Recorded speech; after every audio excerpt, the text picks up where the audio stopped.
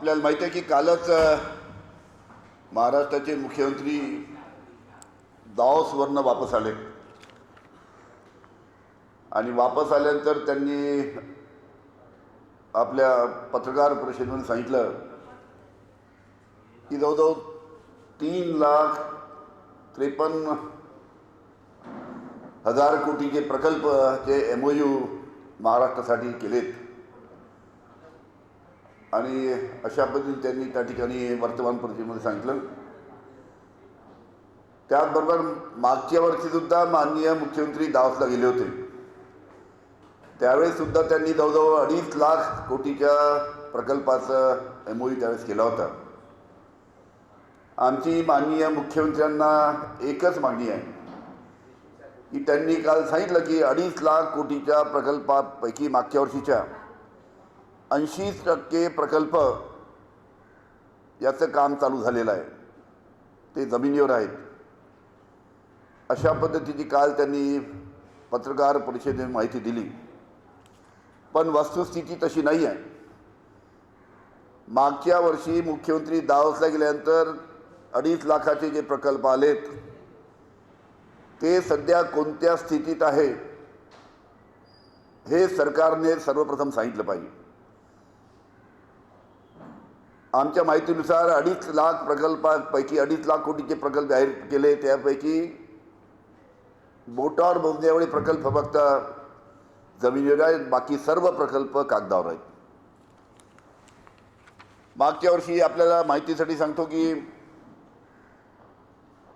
विदर्भासाठी 90,000 कोटीचे प्रकल्प 5 प्रकल्पाची घोषणा दावोसहून आल्यानंतर मुख्यमंत्र्यांनी केली होती। की विदर्भासाठी 90,000 कोटीचे प्रकल्प विदर्भामध्ये येणार आणि मोठ्या प्रमाणात विदर्भातील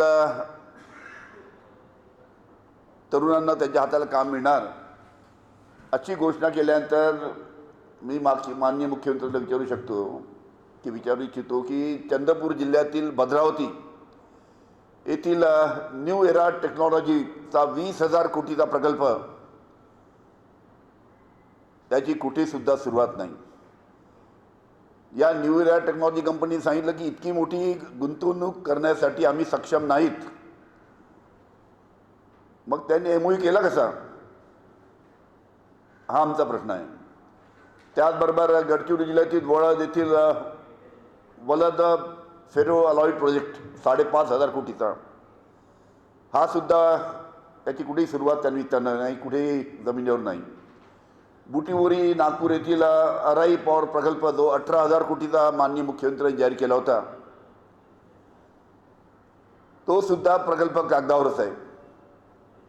1-2दा या प्रकल्पाच्या लोकांनी नागपूरला भेटी दिल्या, काय विधीच्या बाबतीत त्यांच्या अडचणी त्यांची चर्चा केली, पण कुठेही हा प्रकल्प जमिनीवर नाही, सर्व कागदावरच हा प्रकल्प 18,000 कोटीचा आहे। त्याचबरोबर गडचिरोली जिल्ह्यातील 20,000 कोटीचा लॉइड मेटल प्रकल्प, याच्यासाठी जागा पाहण्याचं काम चालू होतं। प्रत्यक्षात केव्हा हा प्रकल्प चालू होणार याची सुद्धा माहिती दिली पाहिजे। फक्त त्या ठिकाणी गडचिरोली ते मायनिंगचं काम मोठ्या प्रमाणात चालू आहे आणि ते मायनिंग जे केलेलं मटेरियल आहे ते गडचिरोलीच्या बाहेर नेऊन त्याला प्रोसेसिंग केलं जातं, पण हा लॉइडचा प्रकल्पसुद्धा अजून सुरुवात नाही। त्याचबरोबर अमरावती ते टेक्स्टाईल पार्कसुद्धा माननीय मुख्यमंत्र्यांनी जाहीर केला होता। विदर्भ आहे ते पेट्रोकेमिकल कॉम्प्लेक्स, त्याची जबाबदारी MIDC आणि इंजिनियर्स इंडिया लिमिटेडला त्यांनी फिजिबिलिटी रिपोर्टची जबाबदारी दिली होती। आता त्यांचा फिजिबिलिटी रिपोर्ट येऊन त्यांनी सबमिट केला, पण कुठेही पुढे त्याच्याबद्दल कारवाई नाही। माझी माननीय मुख्यमंत्र्यांना विनंती आहे की मोठ्या प्रमाणात उद्योग महाराष्ट्रात यायलाच पाहिजे, पण आपण ज्या घोषणा करता मागच्या वर्षी ज्या घोषणा केल्या त्याच्या खरोखरच किती प्रकल्प कागदावर अजूनही आहे आणि किती प्रकल्पाची सुरुवात झाली याची माहिती आपण महाराष्ट्रातील जनतेला दिली पाहिजे। फक्त दावोसून यायचं, मोठ्या मोठ्या घोषणा करायच्या आणि पुढे कोणती कारवाई व्हायची नाही, कारण की एकदा माननीय मुख्यमंत्र्यांनी घोषणा केल्यानंतर त्याच्यावर कारवाई झालीच पाहिजे, ते प्रकल्प सुरू झालेच पाहिजे। तेव्हा लोकांचा विश्वास सरकार आणि मुख्यमंत्र्यांवर बसेल.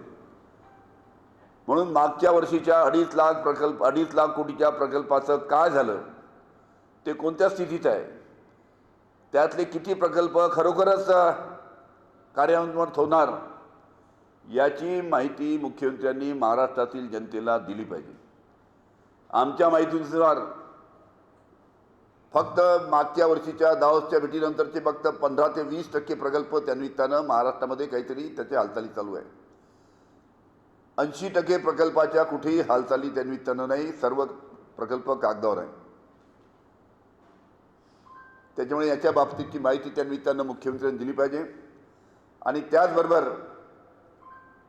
हे जे आता 3,53,000 कोटीच्या प्रकल्पाची जी घोषणा केली, हे तरी यावेळेस जी मागच्या वर्षी झाली नाही, पण यावर्षीचे तरी जे आपण MOU केले ते तरी राज्य शासनाने व्यवस्थित पाठपुरावा करून त्यांची जी अजून काही अडचणी असेल त्या दूर करून हे प्रकल्प ज्या घोषणा केल्याप्रमाणे तरी यावर्षी चालू करावे, अशी महाराष्ट्राच्या मुख्यमंत्र्याला मी विनंती करतो. आणि हे करत असताना 3,53,000 कोटीच्या प्रकल्पाची घोषणा केली, पण याच्यातले काही प्रकल्प गुजरातला सुद्धा गेले नाही पाहिजे, याची सुद्धा दक्षता राज्य शासनाने घेतली पाहिजे. एवढीच विनंती मला आजच्या या पत्रकार परिषदेच्या माध्यमातून राज्य शासनाला करायची आहे.